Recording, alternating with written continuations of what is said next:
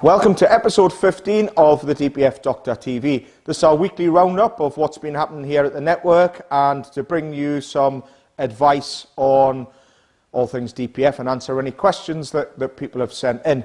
My name is Darren Darlin. I'm Head of Training and Technical Support here at the network. I'm the founder member of the network here at Energy Tuning. We're currently over 50 independent garages on our network, and we deliver training and support in the background to all them guys. We have regular networking events where we all combine knowledge and training, so to make sure that we can bring the very best service to the customer. So what's been happening here this week at the network? It's been another great week. I'd like to welcome some more shipmates on board down in Haverhill. We're delighted to welcome on board Dave Wilson, Jack Sparrow and Paul Lawrence. They've combined forces down at Drive Green and PGS Vehicle Services down in Haverhill in Suffolk. So we've been speaking to them quite some time now. They're already fairly busy with DPF cleaning. They offer both a mobile service and workshop based.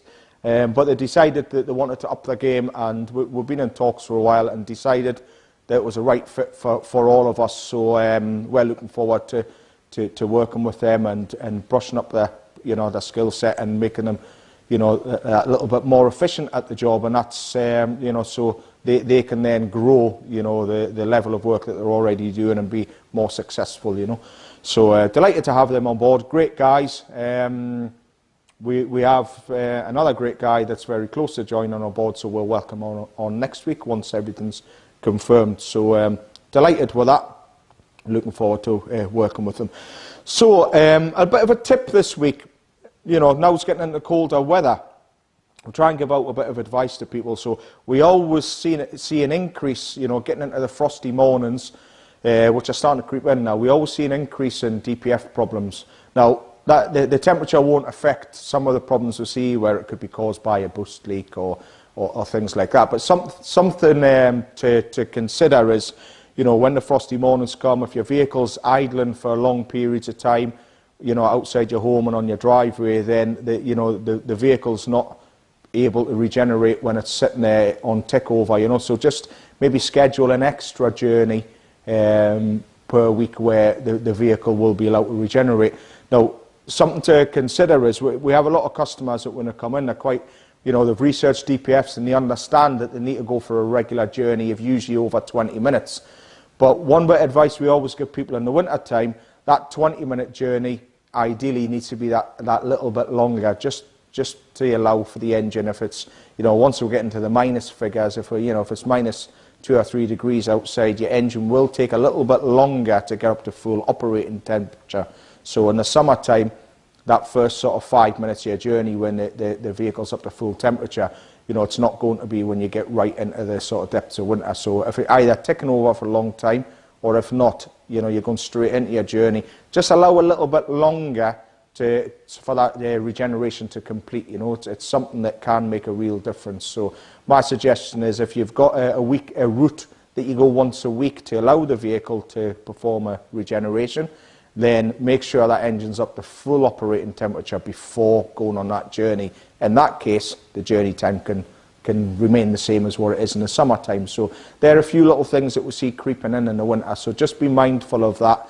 Getting into the winter where we all start feeling the cold on our fingers, or if you've got leather seats and you don't want your bum to get cold, and you might leave your vehicle ticking over, before you go to work in the morning, you could be 20 minutes, so you may end up 30, 40 minutes per day where the vehicle's still idling.